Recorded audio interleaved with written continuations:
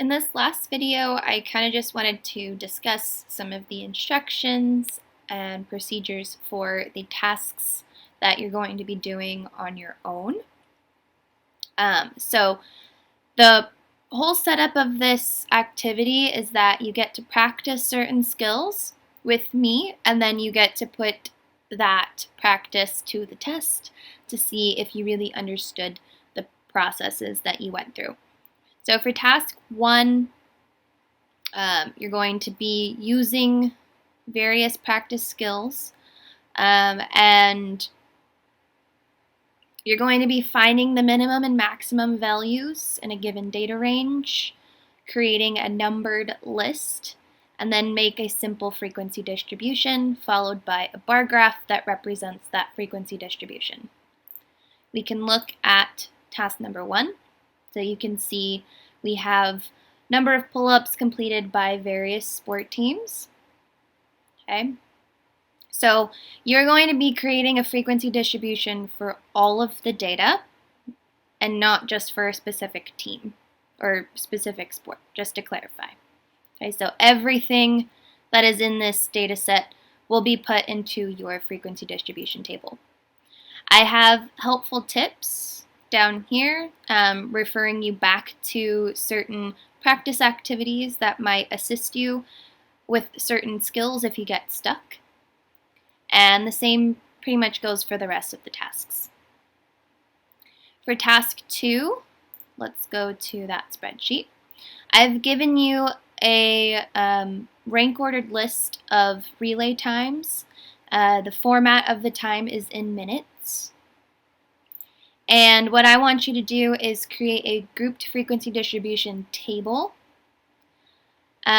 based on 5-minute intervals. I've given you the start and end values for the distribution.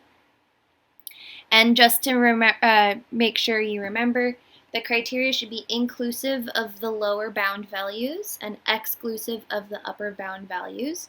If you need a reminder on what inclusive and exclusive mean, these are the signs that are generally going to be associated with them.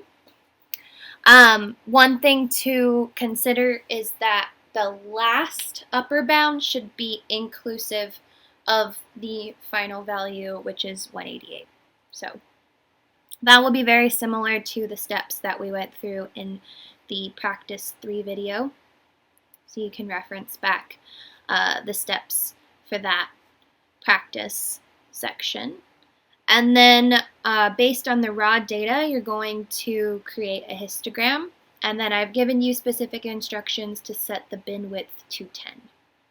Okay, and if you need help or get stuck on creating the histogram, you can refer back to our data visualization example for histograms. For task number 3, you can take a peek at that data set. I've given you guys a list of people who had their height and body mass collected. The units are here. And then they also had their swim time for 50 meters collected, and these are in seconds. I'll make sure to add that in the cell there. What you're going to do with this is create a scatter plot that examines the relationship between body mass and 50-meter swim time, and you're going to make a separate scatter plot that looks at the relationship between height and body mass. I've indicated which variables are independent versus dependent, so that should help you with the organization of your data in the spreadsheet. And you can, again, refer back to data visualization if you get stuck creating the scatter plots. Lastly, for task number 4, you are going to practice data organization by creating a table. Actually, 2 tables. You'll create a table for, so just low pedal rate, normal, high, and then we have a resting period, a mid-interval, and a post-interval. So this is more or less kind of similar to the heart rate example that we had, but instead of heart rate, we're looking at lactate levels, which I described in the instructions. And so we collected lactate at different time points or time periods during exercise. Okay, so you're going to create two tables, one that you can calculate average lactate levels in for each pedal rate and each time period.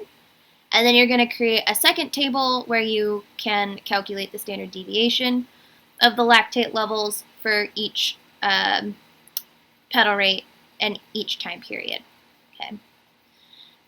Then from there, you're going to use those tables to create a multi-series bar graph that has the time period plotted on the x-axis and the measured lactate on the y-axis. Each series should represent the different pedal rates, and if you get stuck on this, you can refer back to the data visualization video for help. If you get stuck on making the tables, you can refer to our Practice 2 procedures, which should help you with the organization component. As far as the grading rubric and criteria, I have a link in the document that will take you to the Beachboard grading rubric that is attached to this Dropbox assignment.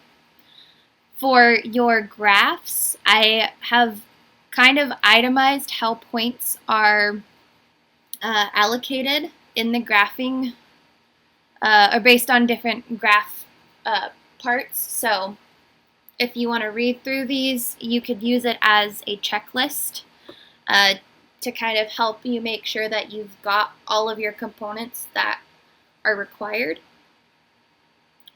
And the point ranges are going to be between 4 and 5 points. Mostly the 4 to 5 is you know, if you see it, and if applicable. So any elements that we went over in the data visualization video will kind of help you understand if you need any of the if applicable situations. All right. So if you have questions, please email me. I'm always happy to help you guys if you get stuck.